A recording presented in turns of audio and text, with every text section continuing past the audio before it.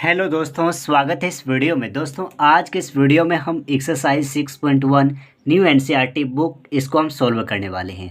इसमें 4 क्वेश्चन दी हुई है। इन चारों क्वेश्चन को मैं आज इस वीडियो में सॉल्व करने वाला हूं, ठीक है। जिसमें फर्स्ट नंबर क्वेश्चन पूछ रहा है कि which of the following numbers are not perfect cube. हमें ये जो नंबर्स दी हुई है इनका बताना है कि ये परफेक्ट क्यूब है या नहीं है, ठीक है। तो चलिए बिना देरी के इस वीडियो को स्टार्ट करते हैं। इससे पहले मैं बता देना चाहता हूँ कि इस चैनल पे कंप्लीट एनसीईआरटी बुक को सॉल्व करने वाला हूँ, इसलिए इस चैनल को सब्सक्राइब जरूर कीजिएगा ताकि अगली वीडियो हम जल्दी ला सकें, ठीक है। तो चलिए बिना देरी के इस वीडियो को स्टार्ट करते हैं। सबसे पहले आपको क्या समझना है, देखो क्या है कि आपको समझना है ये कि परफेक्ट क्यूब होता क्या है। तो देखो, अगर हम एक नंबर लिखें 3 3 3 और एक यही हम लिखें 3 × 3 और 3, तो ये परफेक्ट क्यूब है। तो है क्यों? क्योंकि ये 3 का पेयर है, ठीक है। 3 का पेयर है इसलिए ये परफेक्ट क्यूब है। अगर यही 3 × 3 है तो ये परफेक्ट क्यूब है? नहीं, ये परफेक्ट स्क्वायर है, ठीक है। ये परफेक्ट क्यूब नहीं है। क्या ये 3 ओनली 3 है? तो नहीं है। तो परफेक्ट क्यूब क्या होता है आपको समझ में आ गया है, ठीक है। अब देखिए मैं बनाता हूँ, ठीक है। तो देखो मैं टाइम बचाने के लिए इसको जो है लिख के लाया हूँ, ठीक है। तो देखो इसको क्या करो, पहले फैक्टर करो। तो मैंने फैक्टर किया। फैक्टर करने के बाद इसको क्या करो कि इस फॉर्म में लिख के देखो और देखो क्या ये परफेक्ट क्यूब है। तो यहाँ पर आपको दिख रहा होगा कि ये जो है परफेक्ट क्यूब है। क्यों? क्योंकि यहाँ पर जो है क्या हो रहा है कि 216 यानी कि 216 is a perfect cube because there are pair of 3 numbers. यानी कि यहाँ जो है वो 3 नंबर का पेयर है। जब 3 नंबर का पेयर है तो ये परफेक्ट क्यूब होगा। तो यहाँ क्या लिखेंगे? यहाँ लिखेंगे आंसर में कि 216 is a perfect cube because there are pair of 3 numbers. हमें 3 नंबर्स का जो है वो पेयर मिल रहा है, ठीक है। तो फर्स्ट नंबर क्वेश्चन को हम ऐसे ही बनाएंगे। अब देखो सेकंड नंबर क्वेश्चन क्या है। तो सेकंड नंबर क्वेश्चन भी यही है। तो सेकंड नंबर में क्या दिया है, हमें गिवन है कि 128। तो 128 को फैक्टर करेंगे। फैक्टर करने के बाद हमारे पास जो आएगा, देखो यहाँ पर जो है वो क्यूब है, ये क्यूब है, लेकिन ये क्यूब है नहीं है।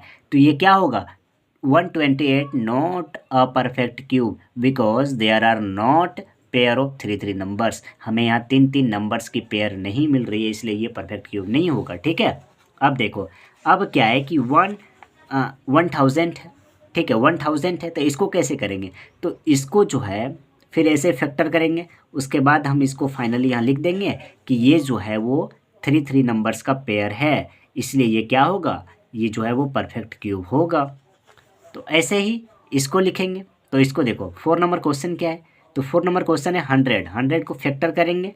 तो ये क्या आ रहा है, देखो यहाँ पर ओनली क्या आ रहा है कि 2 का स्क्वायर और 5 का स्क्वायर, लेकिन हमें क्या रिक्वायर्ड है, तो हमें 3 का रिक्वायर्ड होता है, ठीक है। हमें एक परफेक्ट क्यूब के लिए 3 का रिक्वायर्ड होता है, ज़रूरत होता है, ठीक है।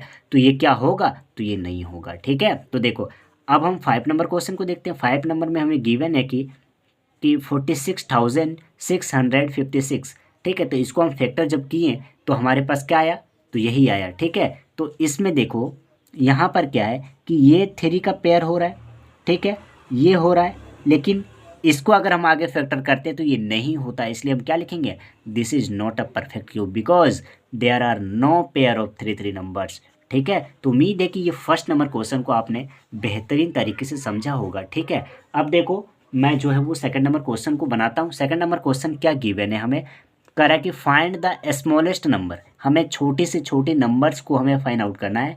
By which each of the following numbers must be multiplied to obtain a perfect cube. हमें एक परफेक्ट क्यूब को ऑब्टेन करने के लिए, प्राप्त करने के लिए हमें वो कौन सी छोटी से छोटी नंबर को हमें क्या करना पड़ेगा, मल्टीप्लाई करना पड़ेगा। तो देखो इसको बनाने के लिए सबसे पहले आप क्या करो, एक मिनट,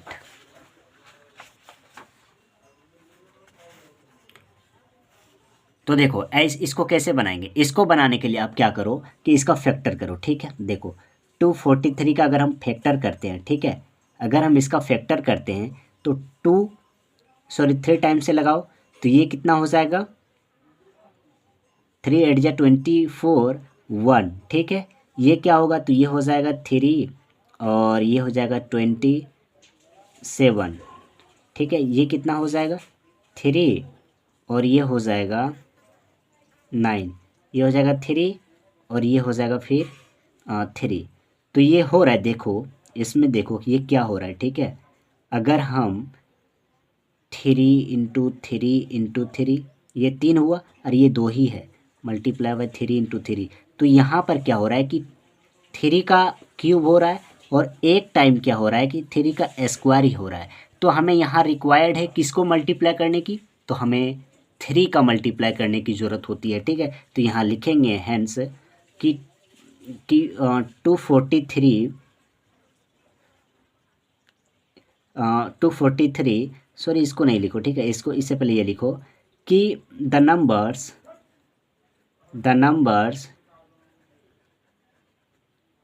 3 मस्ट बी मल्टीप्लाई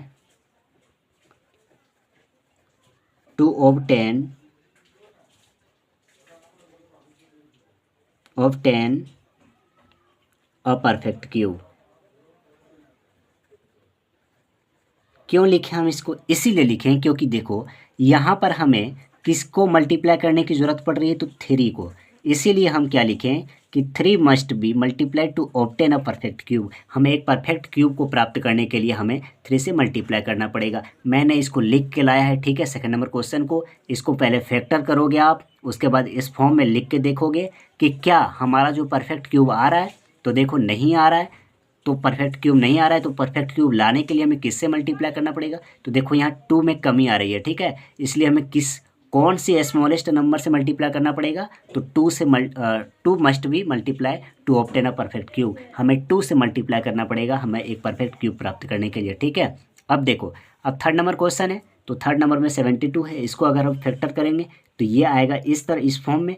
तो क्या लिखेंगे, the number 3 must be multiply two obtain a perfect cube. यहाँ देखो यहाँ 2 ही है, ठीक है। हमें किसकी रिक्वायर्ड होती है, तो 3 टाइम्स।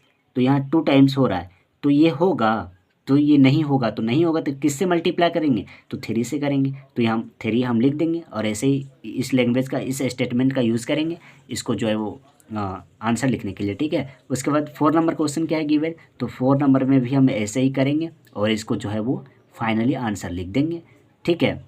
तो क्या लिखेंगे, the number 5 must be multiply two obtain a perfect cube. हमें 5 की रिक्वायर्ड हो रही है, देखो यहाँ 5 2 टाइम्स ही है, ठीक है। और हमें कितना टाइम्स चाहिए, 3 टाइम्स चाहिए, तभी एक परफेक्ट क्यूब होगा। तो परफेक्ट क्यूब के लिए हमें किससे मल्टीप्लाई करना पड़ेगा, तो 5 से मल्टीप्लाई करना पड़ेगा, ठीक है। तो ये उम्मीद है कि ये समझ में आ गया होगा, ठीक है।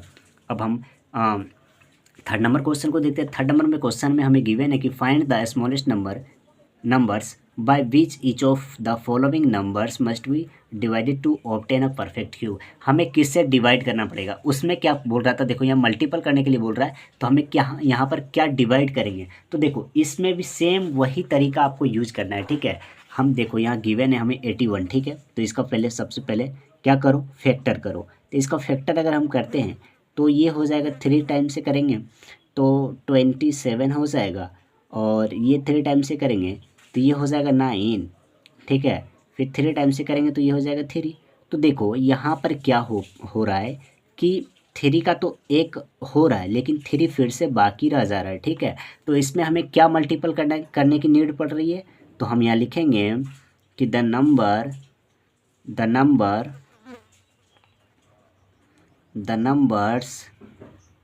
3 must be divide to obtain